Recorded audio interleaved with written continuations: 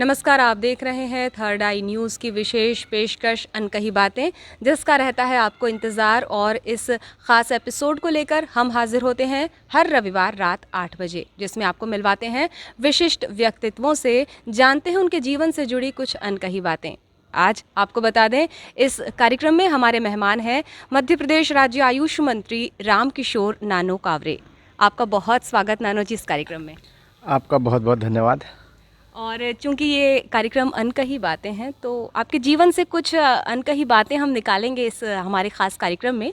शुरुआत करते हैं आपके जीवन के शुरुआती दौर से। कहाँ जन्म हुआ आपका? मैं जहाँ पर बैठा हूँ ये वो मेरा जन्मस्थली है। एक छोटा सा गांव है, ग्राम पंचायत बघोली। ऐसे ग्राम में मेरा जन्म हुआ 9/11/1976 को। और इसी गांव में मैंने अपनी प्राथमिक शिक्षाएं ग्रहण की। पहली कक्षा से लेकर 5वीं कक्षा तक मैंने इसी ग्राम पंचायत में पढ़ा। उसके बाद में मेरे बाजू वाली पंचायत है आंवलाझरी, जहाँ पर मैंने 6वीं से लेकर 8वीं तक के मैंने शिक्षा ग्रहण की। और फिर भरवेली में जाके मैंने 9वीं से लेकर 12वीं तक की मैंने शिक्षा ग्रहण की।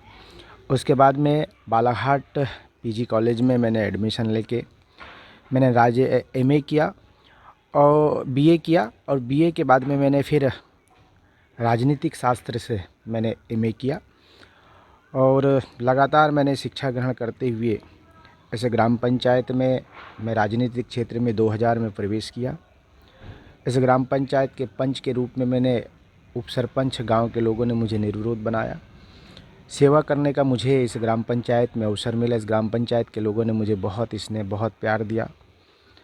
एक ऐसा समय आया जब 2004 में जनपद पंचायत का चुनाव, 2004-05 में जनपद पंचायत का जब चुनाव हुआ, तो इस गांव के लोगों ने और इस क्षेत्र के लोगों ने मुझे निर्विरोध जनपद के सदस्य के रूप में निर्वाचित करने के लिए पहल की और जनपद का सदस्य मुझे बनाया। पहली बार 2005 में भारतीय जनता पार्टी, चूँकि उस समय मैं संगठन में भी काम करता था, युवा मोर्चा का मंडल का महामंत्री था। मेरे राजनीतिक जीवन में मैं विद्यार्थी परिषद से काम करते हुए आया और युवा मोर्चा में मैं प्रवेश किया, मंडल का महामंत्री बना। और जब मैं जनपद सदस्य बना तो भारतीय जनता पार्टी ने पहली बार मुझे जनपद अध्यक्ष का प्रत्याशी बनाया। उस समय राजनीतिक क्षेत्र में थोड़ा सा सक्रियता कम थी, लेकिन ये वो विधानसभा क्षेत्र है पलसवाड़ा जहाँ पर कभी भारतीय जनता पार्टी का कमल नहीं खिला। पहली बार हमने जनपद पंचायत बालाघाट के अध्यक्ष के रूप में एक युवा को भारतीय जनता पार्टी ने प्रत्याशी बनाया और भारतीय जनता पार्टी के युवाओं के कार्यकर्ता और भारतीय जनता पार्टी के बड़े लोगों के मार्गदर्शन में जनपद पंचायत का अध्यक्ष बनने का सौभाग्य मिला। पहली बार भारतीय जनता युवा मोर्चा ने मुझे युवा मोर्चा का जिलाध्यक्ष बनाया और जिलाध्यक्ष के रूप में मैंने पूरे ज़िले में युवा मोर्चा के रूप में काम करते हुए संगठनात्मक रूप से युवा मोर्चा को मैंने खड़ा करने का काम किया। जितनी मेरी ताकत थी, जितना मैं कर सकता था, मैंने किया। पहली बार 2008 में भारतीय जनता पार्टी ने पलसवाड़ा विधानसभा का मुझे प्रत्याशी बनाया। यहाँ भारतीय जनता पार्टी में एक चीज़ मैं आपको बताना चाहता हूँ, जो काम करता है, जो सेवा करता है, उस व्यक्ति को सेवा करने का अवसर देती है पार्टी। मुझे पहली बार, जब मुझे पता ही नहीं था कि मुझे टिकट मिलने वाली है, लेकिन पार्टी ने टिकट दी। और आप सब जानते हैं कि पहली बार इतिहास में भारतीय जनता पार्टी ने पलसवाड़ा विधानसभा में कमल खिलाने का काम किया। जनता का जनादेश मुझे मिला और जनता का स्नेह और प्यार मुझे मिला, जिसके कारण आज मैं यहाँ पर हूँ। और निश्चित रूप से 2008 से लेकर 13 तक के मैं विधायक के रूप में क्षेत्र की जनता की सेवा किया। हो सकता है मुझ में कोई कमी रह गई होगी। 13 और 18 के बीच में, 13 में मुझे 2500 वोटों से मुझे इस विधानसभा में पीछे रहना पड़ा। मेरी कमियां रही होगी, मैं इस बात को स्वीकार कर सकता हूं, लेकिन उसके बाद में मैंने जनता की सेवा किया। मैंने कभी पीछे पलट कर नहीं देखा, क्योंकि पद है तो ठीक, पद नहीं है तो ठीक। पंडित दीनदयाल उपाध्याय जी के विचारधारा को लेकर मैं राजनीतिक क्षेत्र में काम कर रहा हूँ। उस विचारधारा ने मुझे बड़ी ताकत दी, बड़ी हिम्मत दी और मैं फिर से 2018 में इस क्षेत्र से भारतीय जनता पार्टी ने मुझे अपना प्रत्याशी बनाई और मैं जीत के आया।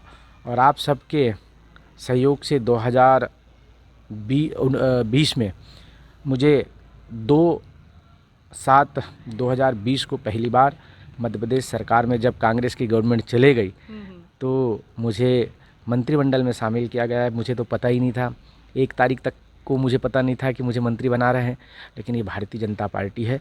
यहाँ काम करने वालों की वैल्यू है। जो अच्छा काम करेगा उसे और सेवा करने का अवसर देते हैं, और सेवा कर जनता को लाभ दिलाने के लिए जनता के बीच में जाने का अवसर मिलता है। और आज जो कुछ भी है आपके बीच में हूँ। 2018 से लेके आज 2023 के बीच में पड़सवाड़ा विधानसभा क्षेत्र के उन सब परिस्थितियों को देखते हुए मैंने विकास की एक नई लाइन बनाने का काम किया। मैं किसी व्यक्ति पे कभी टिप्पणी नहीं करता।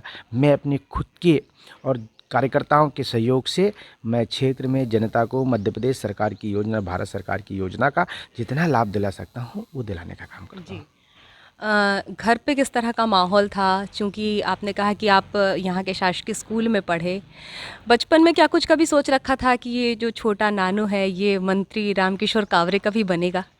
कभी नहीं, कभी मैंने नहीं सोचा था कि मैं, चूँकि मैं तो विद्यार्थी परिषद में जब काम कर रहा था तो मुझे लगता था कि विद्यार्थी परिषद में काम करते हुए जब युवा मोर्चा में मुझे दायित्व मिला तो मुझे लगा संगठन में मुझे काम करना है। मैंने कभी सोचा ही नहीं था, कभी कल्पना नहीं की थी कि यहाँ तक के आ जाऊँगा।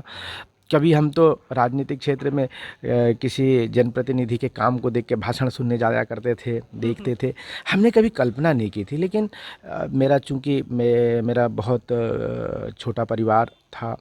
मेरे पिताजी मोबाइल में काम करते थे, लोको ड्राइवर थे। मेरी माताजी मजदूरी करती थी और मेरी माताजी का बड़ा स्नेह और बड़ा प्यार था, जिन्होंने मुझे शिक्षा के क्षेत्र में हमेशा मुझे डांट डपट के स्कूल भेजा करती थी। मेरे पिताजी चूँकि मजदूरी करते थे, सुबह चले जाते थे, शाम को आते थे, तो उतना मतलब परवरिश जो कहना चाहिए, जो होना चाहिए वो उतना नहीं होता था। लेकिन हमने अपने माता पिता के उन परिस्थिति को देखा और हमने शिक्षा ग्रहण किया। जी, किस किस तरह के संघर्ष आपने झेले? क्योंकि अब जब आप एक मंत्री पद पर शोभायमान हैं, अब बहुत सारी व्यवस्थाएं हैं, बहुत सारी सुविधाएं आपके पास हैं, लेकिन जो एक संघर्ष का दौर रहा वो कैसा था? बचपन को, युवावस्था को किस तरह याद करते हैं? मैंने बचपन के वो समय को देखा है जब मैं पैदल स्कूल जाया करता था। मेरे पैर में चप्पल नहीं हुआ करते थे। वो समय भी देखा जब मेरे पास में पुस्तक नहीं होते थे। वो समय भी देखा मैं दूसरों के हमारे मित्र से मैं बुक लेके पढ़ाई करता था। रात में मैं जब बिजली नहीं होती थी तो मैं कैंडल में पढ़ाई किया करता था। वो संघर्ष का दिन जब मैं आज याद करता हूँ तो कई बार मन झंझोड़ जाता है। मुझे लगता है कि वो पल कैसा था, वो समय कैसा था। उस समय ना किसी प्रकार की कोई सरकार मददें करती थी, हमें ना किसी प्रकार से सरकार की तरफ से कोई मदद मिलता था। लेकिन आज तो पल है जब सरकार पुस्तकें दे रही है बच्चों को, ड्रेसें दे रही है बच्चों को, भोजन की व्यवस्था कर रही है, उस शिक्षा के लिए छात्रवृत्ति दे रही है। ये समय और वो समय में जब मैं याद करता हूँ तो निश्चित रूप से मन विचलित हो जाता है कि वो पल बहुत कठिन था। जी, परिवार में पहले कोई राजनीति में नहीं था, आपने राजनीति के क्षेत्र में पदार्पण किया। परिवार वालों ने कहा नहीं कि कुछ नौकरी वोकरी कर लो, ये क्या राजनीति कर रहे हो, ऐसा कभी कुछ नहीं हुआ? देखिए, मेरी बड़ी इच्छा थी कि मैं एक तो जवान बनना चाहता था, देश के लिए मैं लड़ना चाहता था। मैं पुलिस में जाना चाहता था, एसीएफ में जाना चाहता था। मेरी पहली सेना में जाना था, मेरी पहली चॉइस थी। दूसरी चॉइस थी कि ये मॉयल है हमारा मैग्नीज और इंडिया, यहाँ पर मैं मैग्नीज खदान में मैं नौकरी करना चाहता था। मेरी दूसरी चॉइस थी। मैं 2000 में यहाँ पे ट्रेनिंग किया, माइनमेट की ट्रेनिंग किया। मैंने 3 साल लगातार यहाँ माइन किया। ब्लास्टिंग कैसे होती है मुझे पता है, अंडरग्राउंड में सारी जानकारी मेरे को अंडरग्राउंड के, मैंने वो सारा काम किया है। कभी मैग्नीज लेके अंडरग्राउंड में जाता था, 100-100 किलो मैग्नीज को लेके नीचे जाता था, फिर ब्लास्टिंग करता था, फिर ब्लास्टिंग करके फिर आता था, सुबह 4 बजे रात को जाता था। मैंने तीनों पाली में यहाँ पे ड्यूटी किया है। जैसे ब्लास्टर करता था वैसी ड्यूटी किया, जैसे माइन में ड्यूटी करता था वैसा मैंने किया। तो 3 साल तक के मैंने उस समय मुझको स्टाइपेंड 1000 रुपये मिला करता था। मैंने उसमें भी काम किया। मेरी बहुत इच्छा थी, मैंने एग्ज़ाम नहीं दे पाया, मैं ट्रेनिंग कर लिया, फिर मैं राजनीतिक क्षेत्र में आ गया। और ग्राम पंचायत के लोगों ने कहा कि आपको चुनाव लड़ना है, तो गांव के लोगों ने चुनाव लड़ाया, गांव के लोगों ने निरुद्ध उप सरपंच बना दिया। तो गांव के लोगों का प्रेम मेरे पास रहा। मैं राजनीतिक क्षेत्र में गया, मेरे घर वाले भी चाहते थे कि काम करें, लेकिन जब मैं राजनीतिक क्षेत्र में अच्छा काम करने लगा तो मेरी माताजी का बहुत मुझे सहयोग मिला, मेरे पिताजी का सहयोग मिला, मेरे ब्रदरों का सब भाइयों का मुझे सहयोग मिला, तो मैं आगे चलते गया। जी। पहली तनख्वाह या बोले स्टाइफंड आपके हाथ आया, कैसा खुशी का पल था? और चुनिंदा खुशी के पलों को याद करें तो कौन-कौन से वो इंसिडेंट्स रहे हैं? अब आप अंदाज़ा लगा सकते हो कि महीने भर मैंने काम किया। मैं जैसा काम करता था वैसा ब्लास्टर भी काम करते थे। उनको तनख्वाह मिलती थी 30,000 रुपया और मुझे स्टाइफंड के रूप में 1,000 रुपया। तो वो खुशी का अंदाज़ा नहीं हो सकता। जब मैंने पहली बार लिया 1,000 रुपया तो मेरे मन को बड़ी प्रसन्नता हुई कि मैंने काम करके, मेहनत करके पैसा लिया है। तो निश्चित रूप से वो पल बहुत खुशी का पल था। क्या किया उस 1000 रुपये का फिर? मैंने वो पहली तनख्वाह लेके मैंने अपनी माँ के हाथ में लाके दिया था। और उनकी क्या अनुभूति रही? वो माँ मेरी बहुत मुझे प्यार करती थी। आज भी मैं मेरी माँ को याद करता हूँ तो निश्चित रूप से मेरे मन में बड़ा, आज जब उस संघर्षों से मुझे मेरी माँ ने यहाँ तक निकाल के लाई, लेकिन एक छोटी बीमारी के कारण मेरी माँ इस दुनिया से चली गई, तो निश्चित रूप से आज भी मैं माँ को याद करता हूँ और माँ का ही प्रेम था जिसके कारण मैं यहाँ पे हूँ। जब आपने मंत्री पद की शपथ ली रामकिशोर जी, कई कद्दावर नेता जो इस दौड़ में शामिल थे, उन सबको दरकिनार करते हुए पार्टी ने आपको चुना उस पद के लिए, और वो जब आपने शपथ ली, वो किस तरह का लम्हा था आपके लिए? जब पार्टी ने मुझे इसकी सूचना दी कि आपको भोपाल रहना है, मेरी कल्पना के बाहर। हमें तो ये पता था कि हमारे 2 तारीख को शपथ ग्रहण समारोह है, हमें उसमें शामिल होना है। ये नहीं पता था कि मुझे मंत्री बनाएंगे। हम कई बार हमारे बड़े नेताओं के पास में नमस्कार करने, प्रणाम करने गए, लेकिन कभी बड़े नेताओं ने कुछ नहीं कहा, क्योंकि ये भारतीय जनता पार्टी है, यहाँ सबका अकाउंट लिखा जाता है। कौन अच्छा काम कर रहा है, कौन आने वाले 20 साल की राजनीति में इस परिक्षेत्र को कौन देखेगा, आगे की रणनीति में, राजनीति में और कैसे करना है, ये पार्टी विचार करती है। पार्टी इस बात की चिंता करती है कि आने वाला समय हमारा संगठन और कैसे मजबूत होगा। ऐसा मैं मानता हूँ कि पार्टी का विचार, पार्टी ने कब से मेरे प्रति सूचना प्रारंभ किया था मुझे नहीं पता, लेकिन जब मुझे सूचना मिली कि आपको बालाघाट में रहना, 1 तारीख का वो पल मुझे याद है, शाम के दोपहर के 3 बजे करीब मुझे सूचना मिली कि आपको भोपाल रहना है। मैंने जानने की कोशिश किया कि आखिर मुझे भोपाल क्यों रहना है, पर आना है ये सूचना। मैंने अपने जिलाध्यक्ष जी को, रमेश भट्टेरे जी को कहा कि पार्टी की ये सूचना है, तो उन्होंने कहा कि सूचना है तो चलिए चलते हैं। तो मैंने तो अपने परिवार के लोगों को भी नहीं बताया कि मुझे भोपाल बुलाया गया है। मैं जब शाम को 6 बजे तैयारी होके जा रहा था तो तब मेरे घर वाले ने पूछे कि, तो मैंने कहा कि कल शपथ है इसलिए मुझे जाना है। मैंने घर वाले को भी नहीं बताया, लेकिन जब टीवी और पट्टियों में चलने लगा कि रामकिशोर कावरे मंत्री पद की शपथ लेंगे, तो मेरे परिवार के लोगों ने मुझसे जानने की कोशिश किया, मेरे बड़े भैया ने मुझसे जानने की कोशिश किया कि ये क्या है। तो मैंने कहा मुझे भी नहीं पता ये क्या है, ये तो कल ही पता चलेगा कि क्या।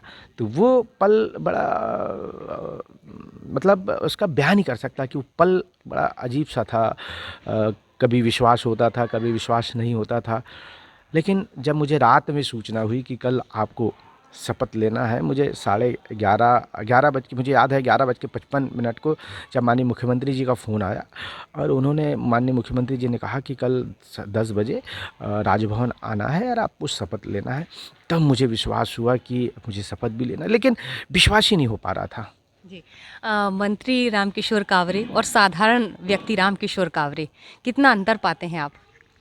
देखिए, मैंने अपने जीवन में जो मैंने वो पल देखा है, जो मैंने अपने जीवन का वो समय देखा है, मैं मंत्री बनने के बावजूद भी मैं उस पल को याद रखता हूँ और मुझे पता है, मुझे अपना ज़मीन पता है।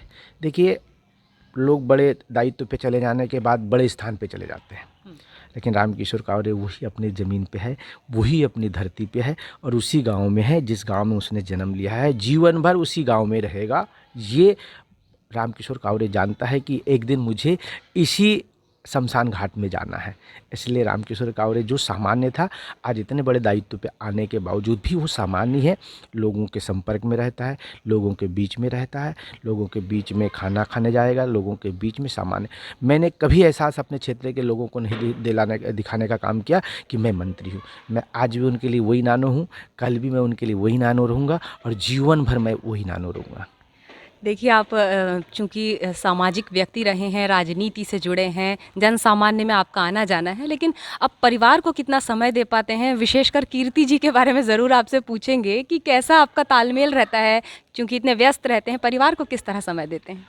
कीर्ति बहुत समझदार है और वो इस बात को समझती है कि उनके पति राजनीतिक क्षेत्र में सेवा के लिए आए। मैंने शादी के बाद ही इस विषय पर चर्चा भी किया था। जब मैं शादी किया, आपको तो पता है कि मैंने सामूहिक विवाह में शादी किया और लोगों के बीच में शादी किया मैंने। तो इस बात का कीर्ति को भी अंदाज़ा है और हमने तय किया कि राजनीतिक क्षेत्र में हम लोग सेवा करेंगे और कीर्ति मुझे पूरा सहयोग करती है, पूरा सपोर्ट करती है और मेरे बचे हुए काम को भी आगे बढ़ाने में वो सहयोग करती है। हाँ, रही बात समय का, तो निश्चित रूप से मैं बच्चों को भी टाइम देने का काम करता हूँ। मेरे मुख्यमंत्री जी भी हमेशा कहते हैं कि परिवार को भी समय देना चाहिए। राजनीतिक क्षेत्र में जितना समय दे रहे हो उसके अलावा भी आपका परिवार है। तो मैं कोशिश करता हूँ, कभी बच्चों के साथ में कहीं घूमने भी चले जाता हूँ समय निकाल के। मैं परिवार के साथ में, पूरे परिवार के साथ में, मेरा जॉइंट फैमिली है, मेरे बड़े भैया हैं, मेरे बड़े भैया के 2 बच्चे हैं, मेरे मंझले भैया इस दुनिया में नहीं है लेकिन उनका भी परिवार है, मेरी भाभी है, उनके 2 बच्चे हैं। हम लोग सब एक साथ रहते हैं, पिताजी हैं, सब लोग एक साथ रहते हैं और समय समय पर हम बाहर भी समय निकालते हैं।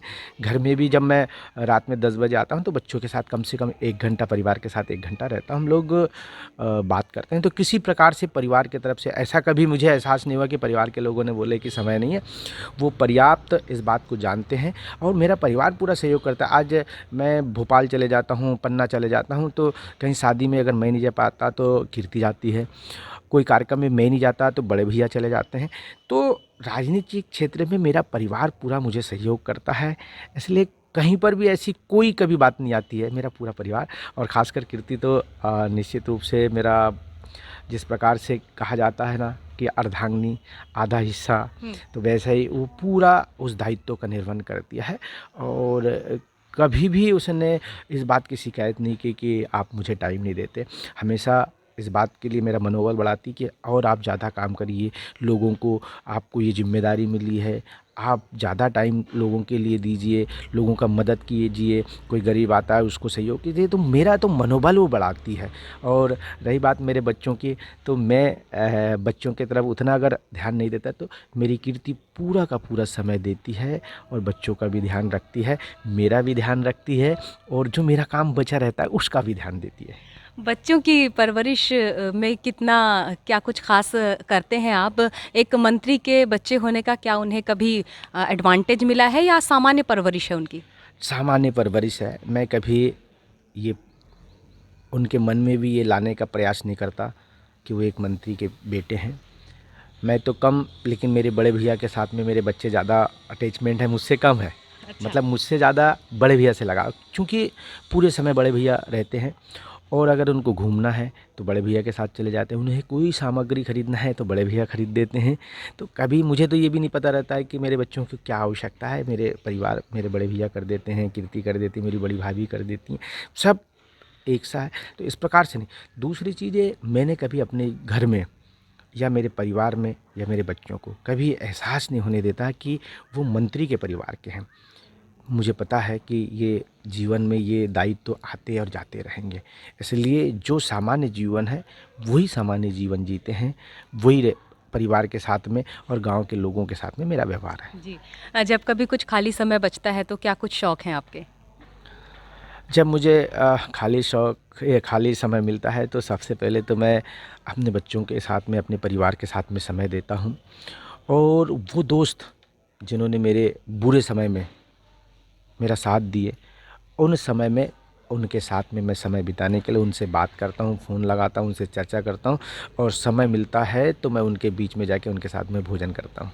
देखिए, दोस्ती यारी में अच्छा समय भी होता है, बुरा समय भी होता है, शरारतें भी होती है। आपके समय की कुछ शरारतें याद आती हो, बचपन की कुछ शरारतें याद आती हो जिस पे सज़ा मिली हो? मैं भरवेली स्कूल में पढ़ता था। तब यहाँ पे स्वास्तिक क्लब का मैच होता था, तो मैं इतना शरारती बच्चा था कि स्कूल के पीछे की जो खिड़की होती थी उससे कूद के चले जाता था। और जब छुट्टी हो जाती थी तो कई बार मैं पैदल आता था, भरवेली से पैदल, तो रास्ते में कई बार हमारे प्रिंसिपल पकड़ लेते थे कि बेटा स्कूल से भाग के आ गए। तो हम कहते थे कि नहीं सर, हम नहीं भागे, हम तो स्कूल में ही थे। और कई बार ऐसा दृश्य हो जाता था कि हमको वहीं पकड़ लेते थे।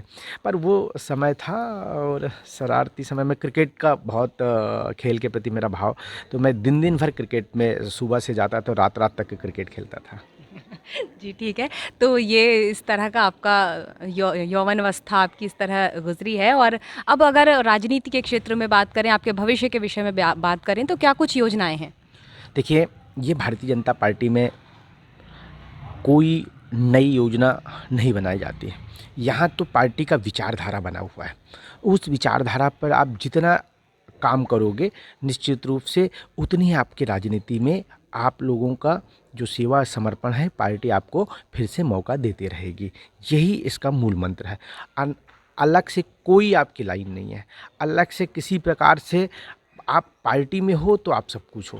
पार्टी से, विचारधारा से आप जाओगे तो निश्चित रूप से कहीं के नहीं रहोगे। ये हमने अच्छे से आकलन है हमारा, और हमने अपने जीवन में यही मंत्र लेके चल रहे हैं कि जो पार्टी की विचारधारा है, उस विचारधारा को, जो पंडित दीनदयाल उपाध्याय जी की मंशा है कि अंतिम छोर में बैठे हुए व्यक्ति का विकास करना, उस विकास को लेकर आज मध्य प्रदेश के मुख्यमंत्री जी निश्चित रूप से, चाहे वो लाडली बहना योजना हो, चाहे लाडली बेटी योजना हो, चाहे हमारे प्रधानमंत्री जी के अभिनव योजना, जो आपका गांव स्वच्छ हो, जो आपके गांव में रहने वाले गरीब को छत मिल जाए, बरसात के समय जो पानी टपकता था, उस पानी टपकने वाला मकान से आपको एक पक्का मकान मिल जाए, आपके घर तक के जल जीवन मिशन से शुद्ध पानी पहुंच जाए। इस भावना को, इस परिकल्पना को जब हमारे देश के प्रधानमंत्री जी और मुख्यमंत्री जी कर रहे हैं, तो हमारा भी वही संकल्प है कि हम शुद्ध पानी उस तक, घर तक के पहुंचा दें, उस गरीब को हम छत दिला दें, उस किसान के खाते में हम पैसा दिला दें। यही हमारी रचना है। उस गरीब को, जिसको बीमार हो जाता था और उसके पास में कोई साधन नहीं थे, या तो उसको ज़मीन गिरवी रखनी पड़ती थी या पत्नी के जेवर गिरवी रख के उसको इलाज कराना पड़ता था, आज देश के प्रधानमंत्री ने आयुष्मान कार्ड बनवा के उस परिवार को राहत देने का काम किया। ऐसे ऐसे सैकड़ों योजना है जो हमारे गांव के रहने वाले वो गरीब किसान मजदूर परिवार तक के बनी हुई है। उसको मेरा सपना है कि मैं वहां तक पहुंचा दूं। आज 17 सितंबर से लेकर 31 अक्टूबर तक के, जब मध्य प्रदेश के मुख्यमंत्री जी ने मुख्यमंत्री जनसेवा अभियान को प्रारंभ किया, किसी प्रदेश के मुख्यमंत्री जी ने ये कल्पना नहीं की कि गांव में रहने वाला वो गरीब परिवार हमारी योजना से छूट रहा है, उस व्यक्ति को कैसे लाभ दिलाना। मंत्री को भी गांव में पहुंचाए, विधायक को भी गांव में पहुंचाए, सांसद को भी गांव में, सरपंच को भी गांव में, जनपद के, जिला पंचायत के सारे जनप्रतिनिधि को गांव में उस व्यक्ति तक के पहुंचाकर, सारे अधिकारी को पहुंचाकर उसको लाभ दिलाने का काम मुख्यमंत्री जनसेवा में हमने किया है। आज विकास यात्रा चल रही है, गाँव-गाँव जब जाते हैं तो विकास यात्रा में लोग हमारा सम्मान कर रहे हैं। दीदियाँ हमारे कलश लेके निकल रही। क्यों दीदियाँ कलश लेके निकल रही है? क्योंकि उस दीदी को आजीविका के माध्यम से उसको पैर पे खड़े होने के लिए मध्य प्रदेश के मुख्यमंत्री जी ने वो संबल देने का काम किया। इसलिए आज गांव में जब जाते हैं तो सम्मान, हम जाति प्रमाण पत्र के लिए भटकते थे, आज मध्य प्रदेश के मुख्यमंत्री जी ने ऐसे कर दी है कि अब जाति प्रमाण पत्र पटवारी घर में ले जाके दे रहा है, आज पेंशन घर में बना के ले जाके दे रहे हैं, आज नामांतरण घर में बना के दे रहे हैं। तो इस प्रकार की सारी व्यवस्था मध्य प्रदेश के मुख्यमंत्री जी कर रहे हैं। क्यों? क्योंकि मध्य प्रदेश के मुख्यमंत्री भी उस विचारधारा पे काम कर रहे हैं जो पंडित दीनदयाल उपाध्याय जी ने इसकी रचना की है। जी। और अब हमारे कार्यक्रम का जो इस समय है ये ख़त्म होने की ओर है, तो चलते-चलते हमें, हमारे तमाम दर्शकों से आप क्या कहना चाहेंगे? मैं तो सिर्फ इतना ही कहना चाहूँगा कि दर्शकों से कि जिस प्रकार से हम इस मनुष्य तन में आए हैं, हमें किसी भी कार्य क्षेत्र में, हम जिस कार्य क्षेत्र में काम कर रहे हैं, उस कार्यक्षेत्र में हमको ईमानदारी से काम करना चाहिए, निष्ठा के साथ में काम करना चाहिए। जिस प्रकार से आप लोकतंत्र के चौथे स्तंभ पे काम कर रहे हैं, निश्चित रूप से सकारात्मक रूप से उन कमियों को आपको गिनाना चाहिए जिसके लिए आप जिस क्षेत्र में काम कर रहे हैं। ऐसे अनेक क्षेत्रों में हमारे लोग काम करते हैं।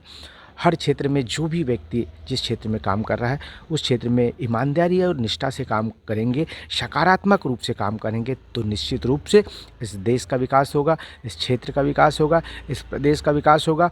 और हम सब लोग विकास के लिए और अच्छा काम करने के लिए संसार में आए हैं तो अच्छा काम करना चाहिए। यही दर्शकों के लिए मेरा संदेश है। जी, आपने हमें अपना समय दिया, अपने जीवन से जुड़ी इतनी सारी बातें हमसे साझा की, आपका बहुत बहुत धन्यवाद। बहुत बहुत धन्यवाद। आपने भी मेरे जीवन के बारे में जानने की कोशिश किया, मेरा वो समय के बारे में जानने की कोशिश किया, अच्छा समय बुरा समय दोनों समय के बारे में जानने की कोशिश किया और ये दर्शकों को भी बताने का काम किया। तो मैं भी आपको बहुत बहुत धन्यवाद करता हूँ। हमारे साथ थे मध्य प्रदेश राज्य आयुष मंत्री रामकिशोर नानोकावरे जी, जिनके जीवन से जुड़ी कुछ अनकही बातों पर आज हमने प्रकाश डाला। अगले अंक में कौन होंगे हमारे मेहमान, देखने के लिए आपको करना होगा इंतज़ार। अगले रविवार रात 8 बजेगा। फिलहाल दीजिए इजाज़त। आज के अंक से नमस्कार।